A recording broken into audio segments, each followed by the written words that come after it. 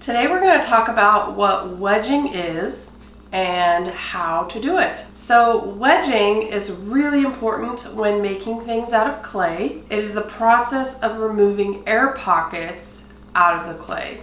It's very similar to how one would knead dough if you're making bread, but our goal is not to incorporate air, but to remove air out of the clay. So when you buy clay, or it was just made through a pug mill, normally there is no air pockets or very few air pockets because it's extruded out of a machine that removes them. But when making things on the wheel, it's still important to wedge your clay so that it has the same consistency throughout while you're throwing. So what happens when clay sets in a plastic bag like this for a long period of time, the water actually evaporates out and moves towards the edges of the block of clay and dries out in the center. And the water will then get trapped in the plastic bag and get reabsorbed back in the clay. And so what happens if this bag of clay has been sitting here for a long time, the edges of the clay block are very moist, where the inside of the block is more dry. When I use this, I'm going to need to cut it apart, then wedge it to get the consistency the same. This is scraps of clay, and so I saved every piece of it in a Rubbermaid tub. I put a tiny bit of water in here, and I actually stored it with a plastic bag on top of it and the lid to help it absorb a little bit of water and get a little softer.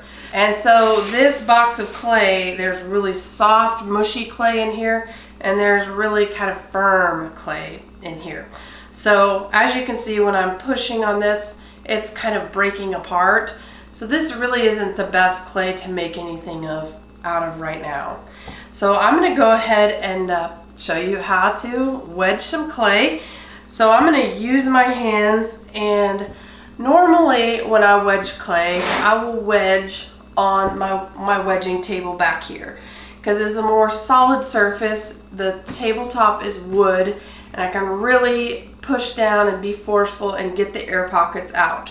I also usually stand up when I'm wedging clay so I can put my full weight into smashing the clay and getting the air pockets out. This clay body is really dry. I had it sitting out all day yesterday, and it's just not wedging up very good. So I'm going to dig a little deeper in this bucket of scraps, and as you can see down here at the bottom, it's really mushy and soft, and that was because of the water I added in there.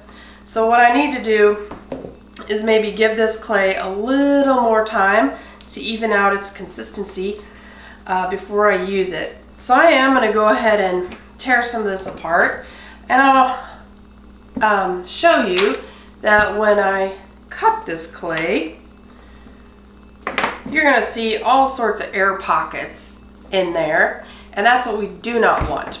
So air pockets in clay is a really bad deal. What happens when it's fired, if there is pockets of air, when the gases evaporate out, it can cause explosions in the kiln.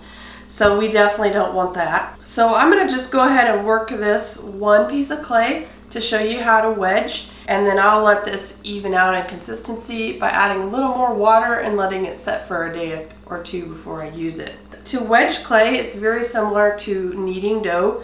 You push and turn and push and turn, and you do that just a little bit at a time. So I'm pushing and turning and pushing and turning at the same time.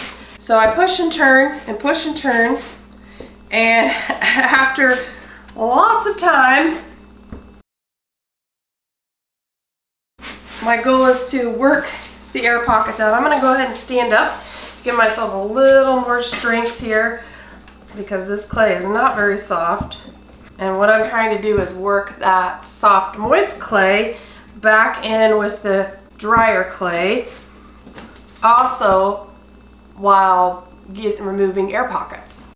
So this will take a while. Rock back and forth, turn, push, rock, turn, push, rock, turn, push. And I'm turning this ball of clay in my hands, and you end up with something that looks like a heart or a cone. Thanks for watching.